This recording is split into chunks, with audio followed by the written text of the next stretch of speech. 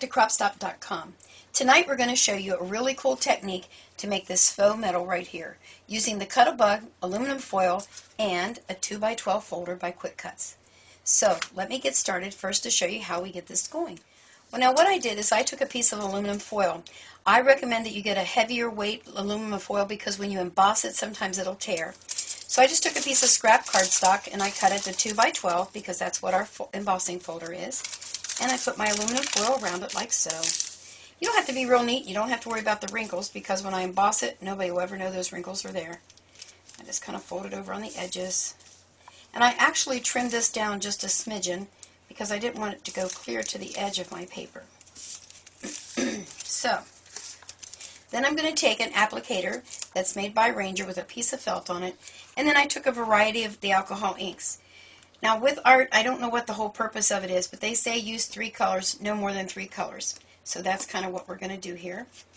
When you're applying your alcohol ink onto your felt, you do not want your inks to touch each other. So we'll put a glop there. The cool thing I found out about these little applicators, and I'm going to share that with you, I used to think that after I used them I had to hurry up and put the lid back on, but there's some kind of a little valve in there that won't let the air get in to dry out my ink, and when I turn it over, that valve disappears. So you don't have to like hurry up and put the lid on, it's going to dry out. And then you're going to squirt some on. I like a lot of the blue. And this one is called Hazelnut. I'm really liking this. Is one of their newer ones, not the newest one, but one of the newer ones. It's in their group of brights. Alright, then you take your piece of aluminum foil and you just start blotting it all over. Now every time you do this you're going to get different colors. And this dries really quickly so you don't have to like sit here all day long and wait for it to dry like if it was an acrylic paint, because your alcohol inks are really going to dry fast. Now some people like to do, and I'll show you what happens when you do that, they like to just dribble this stuff on and let it do its little thing. And you can do that if you want. I kind of like doing it this way. I like a little more matty kind of a look to it. There we go. Now I know, if you can see that in the camera, I hope I don't give you too big of a glare, it looks pretty raunchy right there. But once I put it through the embossing folder, you are going to be amazed at what you see. So let me let this dry for just a second, because like I said, it goes really quick, and I'll get my Cut-A-Bug machine and show you how we're going to emboss it.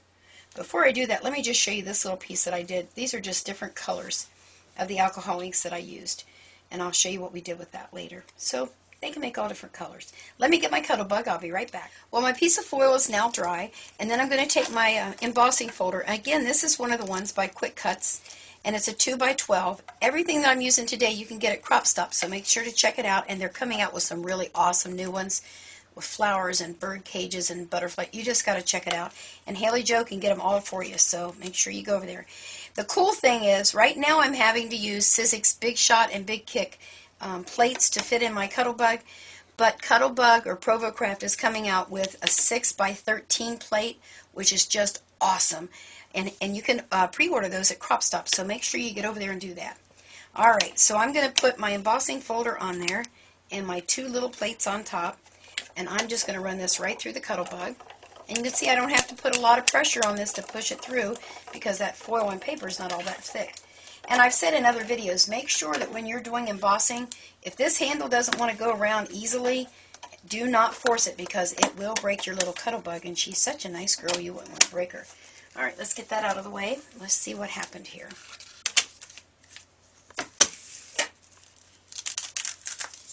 And voila, here you are. Now something else you could do, actually, I think we just might do that. I didn't do it on the layout, but let me do that. I'll be right back. Well, I decided that let's try some Stays-On ink. You know, this will go on any kind of a surface, wood, plastic, glass, aluminum foil. So let's see what happens when we highlight this with a little bit of black. And if it doesn't show up, if it doesn't work out the way I want it to, we'll use it for something. Oh yeah, I'm liking that. Oh, wait till you guys see this. Oh my goodness. It just changes the whole thing. I might just have to change my layout and put a little bit of black on there. Let's turn it around this way and put a little bit more black. What this is doing is highlighting that embossed area. Oh yes, I'm liking that a lot. Alright, remember that Stays-On ink. Let me move this out of the way so you can kind of see. Can you kind of see the black, how that just pulled that right out of there? Let me bring the page back in and let's just do a little thing here and see what happens. Oh yeah, we're going to have to put some black on that one. Can you kind of see that? Am I holding it at a right angle for you there? Look at how that black just brought out that little boy. Isn't he just a cute kid? I know you're all thinking my kid's cute too, but well, they're all cute. So I think I might just have to change that. Now what I did here is I used a white gel pen around there. I think it's by, oh, what's the name of that company? Uniball, something like that. And I think Haley Jo has those too, so check it out. And that'll show up really good on your black cardstock. So that's how you do that. The other thing I wanted to show you back here in the background, this is the coordination paper. I also ran it through the Cuttlebug and then sanded it, and that's how I got that look back there. Let me just show you real quick a card that I did. Make sure I don't get black ink all over it. Remember I showed you this little piece here? Can you kind of see that? I hope so. Let's move this and make it easier. There we go. This is what I did. You don't just have to use your 2x12s just for scrapbook pages. You can cut it down and do a card. So I just used some reds and greens and a little bit of blue on there. And in the background I used the basket weave embossing folder. And this stamp is such, oh, I don't know what the company is. I'll have to ask Haley Jo if she carries these. But one good friend is better than 10 bad ones. And this little kid was 9 years old that came up with that. Sometimes kids say the darndest things. Well, thanks for stopping by. I got to get busy trying to come up with the next video. And make sure to stop over at cropstop.com because there is tons of new stuff that just came in. Have a great day. Bye.